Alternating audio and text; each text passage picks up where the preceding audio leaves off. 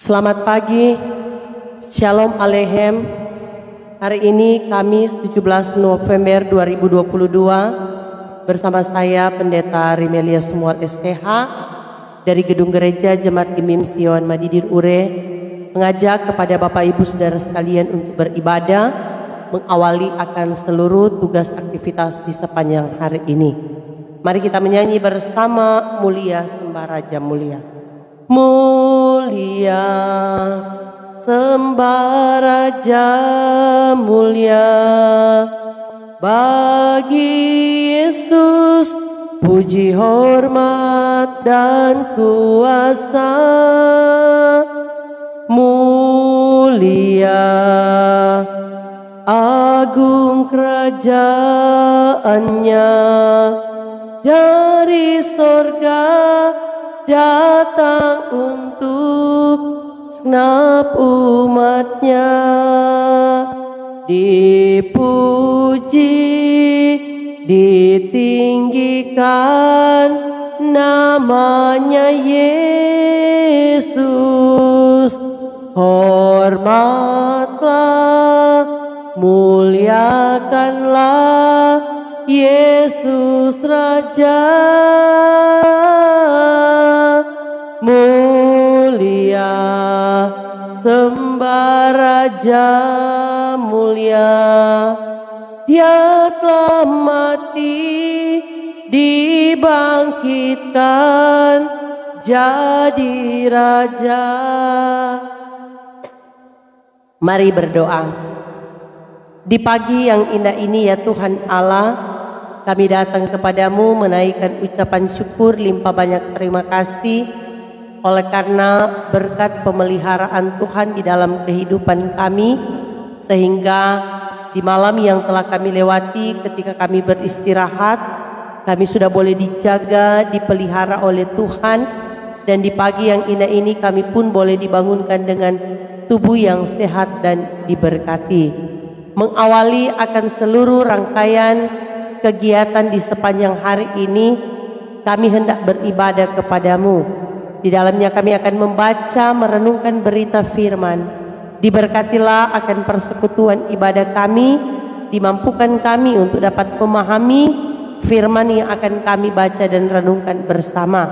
Ampuni kami Tuhan dari setiap salah dan dosa yang telah kami perbuat melawan kehendak-Mu, dan biarlah ibadah di saat ini hanya boleh jadi di dalam nama Allah Bapa, Anak dan Roh Kudus. Amin. Firman Tuhan di saat ini terambil dalam kitab Galatia pasalnya yang ke-6 ayat 11 hingga ayatnya yang ke-13. Firman Tuhan berkata seperti ini.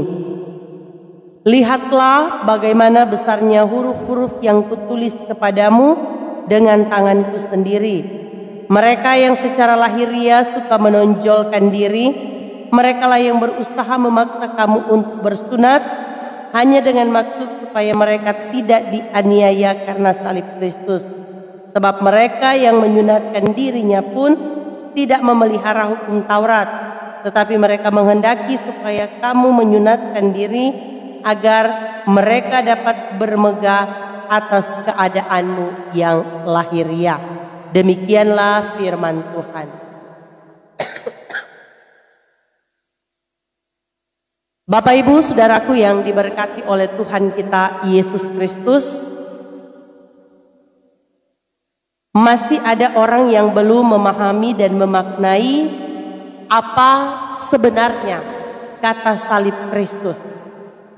Salib Kristus adalah lambang kematian mengerikan yang dialami oleh Tuhan Yesus Kristus, Juru Selamat untuk keselamatan kekal umat manusia. Bagi mereka yang memahami dan menjadikan salib sebagai gaya hidup, maka dunia dengan segenap nilai kehormatan dan gaya hidupnya tidak lagi didambakan. Bagi kita hal disalibkan dengan Kristus artinya mengambil bagian dalam keselamatan dan kemuliaan salib Kristus.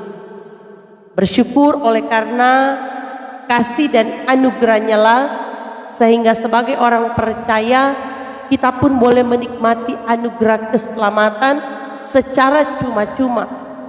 Yesus Kristus rela berkorban demi menebus dosa kita sebagai umat manusia.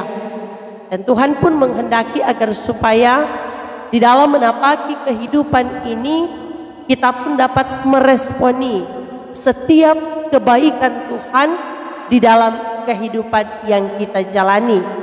Ya, misalnya kita pun mampu untuk hidup di dalam ketaatan dan kesetiaan, mampu untuk memiliki komitmen iman untuk terus menjadi pengikut Kristus yang setia.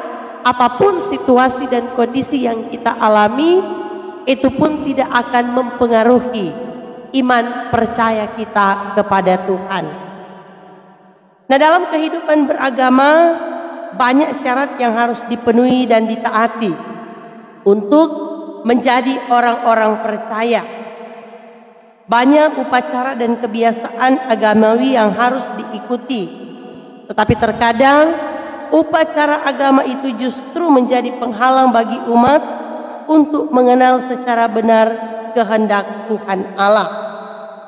Nah, pemimpin Kristen dari kalangan Yahudi mengajarkan kepada jemaat, jika mereka ingin diperhitungkan sebagai keturunan Abraham dan menjadi ahli waris janji-janji Allah, maka mereka harus disunat dan melakukan hukum Taurat, terutama mentaati peraturan hari Sabat dan makanan yang halal dan haram. Tetapi dalam bagian firman Tuhan di saat ini, Paulus mengajarkan bahwa Tuhan Allah telah melakukan segala sesuatu yang tidak dapat dilakukan oleh hukum Taurat, bahwa Kristus adalah jalan kebenaran yang memberi kehidupan dan keselamatan melalui pengorbanan di kayu salib. Kematian dan kebangkitannya bagi orang Kristen Yahudi ini adalah suatu batu sandungan, dan bagi orang Kristen bukan Yahudi ini adalah kabar baik. Salib atau kematian Yesus Kristus adalah satu-satunya hal yang layak dimegahkan, karena salib mempunyai arti bahwa Tuhan Allah mengasihi sehingga Ia mau mati bagi kita. Tuhan telah memberikan yang terbaik bagi saya dan saudara-saudara. Dan karena itu, sebagai orang percaya yang hidup di masa kini, kita pun terus diajak untuk mampu memaknai setiap anugerah keselamatan yang diberikan Tuhan di dalam kehidupan ini. Sebagaimana tema mingguan kita di sepanjang minggu yang berjalan ini mengajak agar supaya janganlah kita jemu-jemu untuk berbuat baik. Ketika Tuhan menganugerahkan kesempatan bagi kita untuk menjalani kehidupan, itu berarti Tuhan menginginkan juga agar supaya lewat kehidupan yang kita jalani, kita pun dapat menjadi alat kesaksian dimanapun kita pergi dan berada. Marilah kita hidup saling mengasihi, saling menopang antara satu dengan yang lain, saling membantu. Sebagai manusia kita pun menyadari bahwa kita adalah makhluk sosial yang diciptakan oleh Tuhan, dan kita pun tidak dapat hidup sendirian. Kita saling membutuhkan antara satu dengan yang lain. Oleh karena itu, marilah kita senantiasa menjadi berkat tidak hanya di tengah-tengah kehidupan keluarga, tetapi juga dalam kehidupan berjemaat dan bermasyarakat. Biarlah kita dapat mengisi kehidupan ini dengan hal-hal yang bertanggung jawab, mampu untuk mewujud menyatakan apa yang menjadi kehendak Tuhan untuk diberlakukan di dalam kehidupan setiap hari. Dan oleh karena itu, tetaplah berpegang kepada kebenaran firman Tuhan, karena hanya firman Tuhan yang dapat menuntun dan membimbing kita untuk selalu hidup di jalan yang benar. Tuhan Yesus memberkati kita semua. Amin.